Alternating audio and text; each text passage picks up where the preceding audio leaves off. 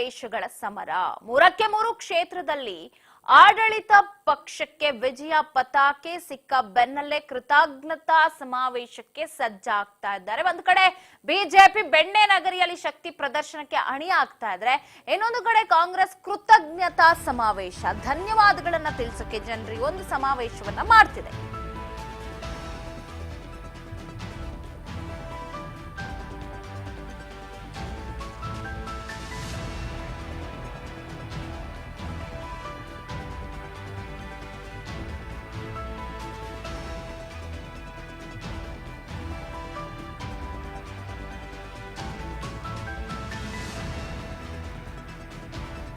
ಸಾಲು ಸಾಲು ಸಮಾವೇಶಕ್ಕೆ ಸಜ್ಜಾಗಿದೆ ಕಾಂಗ್ರೆಸ್ ಪಾಳ್ಯ.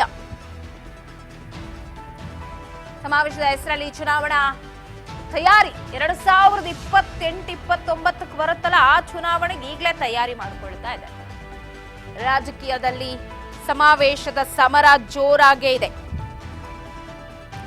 ಆಡಳಿತ ಪಕ್ಷಕ್ಕೆ 3 ವಿಜಯ.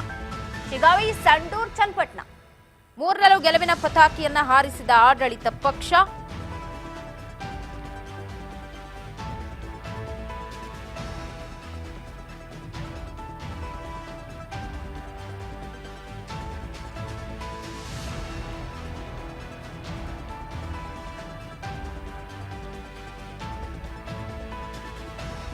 ಒಂದ್ ಕಡೆ ಬಿಜೆಪಿ ಸಮಾವೇಶವನ್ನ ನಡೆಸೋಕೆ ತಯಾರಾಗ್ತಾ ಇದ್ರೆ, ಇತ್ತ ಕಾಂಗ್ರೆಸ್ ಕೂಡ ಕೃತಜ್ಞತಾ ಸಮಾವೇಶಕ್ಕೆ ಅಣಿಯಾಗ್ತಾ ಇದೆ. ವಿಜಯ ಪತಾಕೆ ಬೆನ್ನಲ್ಲೇ ಕೃತಜ್ಞತಾ ಸಮಾವೇಶಕ್ಕೆ ಸಜ್ಜಾಗ್ತಾ ಇದೆ ಆಡಳಿತ ಪಕ್ಷ ಕಾಂಗ್ರೆಸ್.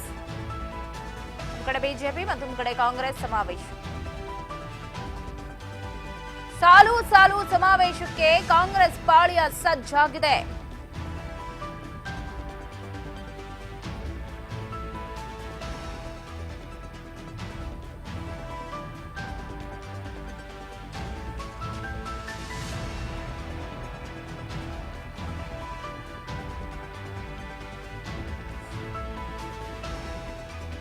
ಮೂರು ಕ್ಷೇತ್ರದಲ್ಲಿ ಆಡಳಿತ ಪಕ್ಷಕ್ಕೆ ವಿಜಯ ಮಾಲೆ ಸಿಕ್ಕಿದೆ. ವಿಜಯ ಪತಾಕೆಯ ಬೆನ್ನಲ್ಲೇ ಈಗ ಸಮಾವೇಶಗಳ ಸಮರ ಜೋರಾಗ್ತಾ ಇದೆ. ರಾಜಕೀಯದಲ್ಲಿ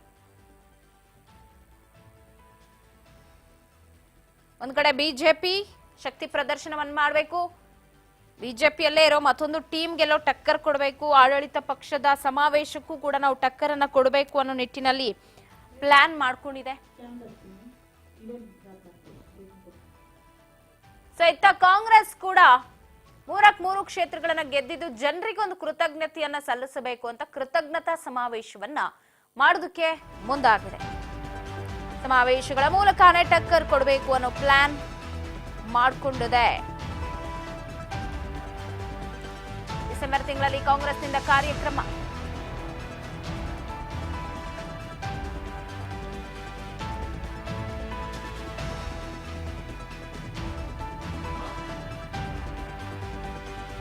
ಡಿಸೆಂಬರ್ 8ರಂದು ಶಿಗ್ಗಾವಿ ಮತ್ತು ಸಂಡೂರಿನಲ್ಲಿ ಬಲ ಪ್ರದರ್ಶನಕ್ಕೆ ಮುಂದಾದ್ರೆ, ಡಿಸೆಂಬರ್ 14ರಂದು ಬೊಂಬೆ ನಾಡು ಚನ್ನಪಟ್ಟಣದಲ್ಲಿ ಪವರ್ ಶೋಗೆ ಪ್ಲಾನ್ ಮಾಡಿಕೊಳ್ತಿದ್ದಾರೆ ಕಾಂಗ್ರೆಸ್ ನಾಯಕರು.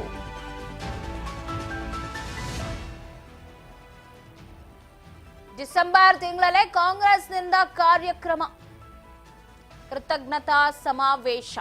ಶಿಗ್ಗಾವಿ, ಸಂಡೂರ್, ಚನ್ನಪಟ್ಟಣ ಮೂರರಲ್ಲೂ ಜನ ನಮಗೆ ಓಟ್ ಹಾಕಿದ್ದೀರಾ, ಗೆಲ್ಸಿದಿರಾ, ಕೈ ಹಿಡಿದಿದ್ದೀರಾ, ನಿಮಗೊಂದು ಕೃತಜ್ಞತೆ ಅಂತ ಸಮಾವೇಶವನ್ನ ಮಾಡ್ತಾ, ಈ ಸಮಾವೇಶ ಮುಂದಿನ ವಿಧಾನಸಭಾ ಚುನಾವಣೆಗೆ ಒಂದು ಬ್ಲೂ ಪ್ರಿಂಟ್, ಸಿದ್ಧತೆ, ತಯಾರಿ, ಸಮುದಾಯವಾರು, ಕ್ಷೇತ್ರವಾರು, ಜನಗಳ ಜೊತೆಗೆ ಯಾವ ತರ ಇರಬೇಕು, ಯಾವ ತರ ಇಂಟರಾಕ್ಟ್ ಮಾಡಬೇಕು, ಇದೆಲ್ಲವನ್ನ ನೋಡ್ಕೊಳ್ತಾ ಇರೋದು.